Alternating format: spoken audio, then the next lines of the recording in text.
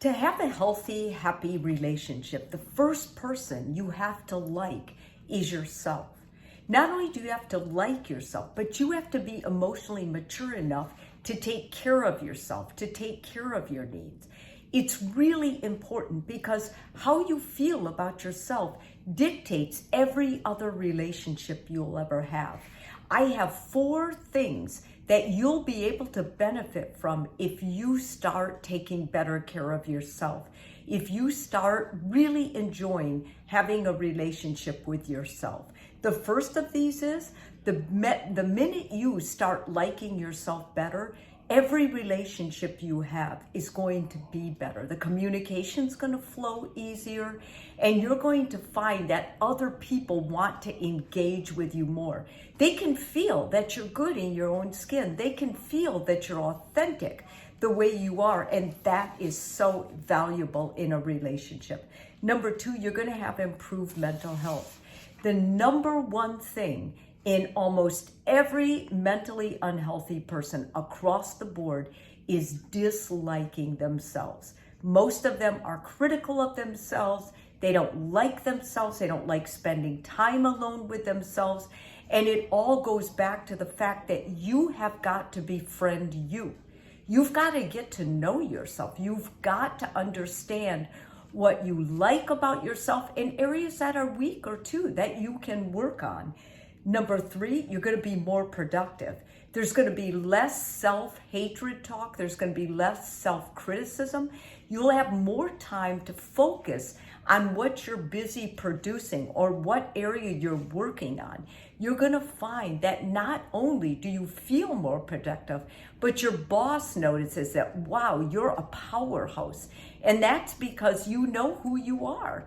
And you're good with what's in your skin. You don't worry about what colleagues or other people say about you because you're comfortable and authentic with who you are. And lastly, you have better problem-solving skills. You have better problem-solving skills because you're not trying to cover up anything. You don't have anything to hide. You are aware of your weaknesses. So when other people would point them out during an evaluation or whatever, you would be there and you would probably say, can you give me ideas of how I can improve that? Or can you mentor for me ways that you've had success doing that? You get the whole concept that nobody's perfect, and you don't hold yourself up to some beauty standard or work standard or success standard that you see on social media or something that's been made unreal with filters or some other form of not being authentic or transparent. And lastly, I think the most important thing is your relationship with what you feel about your values is solid. And the reason it's solid is you have accepted it.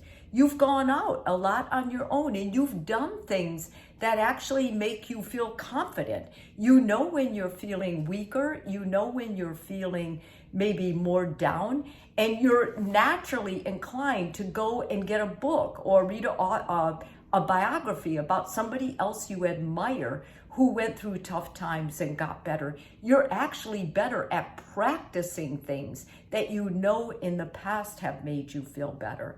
When I say the most important relationship you ever have is with yourself, I'm saying that because I'm a psychotherapist and I've seen in my practice what happens when people aren't cool in their own skin and they end up trying to hide things, they're not transparent, and they use other motives of abuse or gaslighting to cover up who they really are. You don't want to run into those people, and you certainly don't want to be that kind of a person.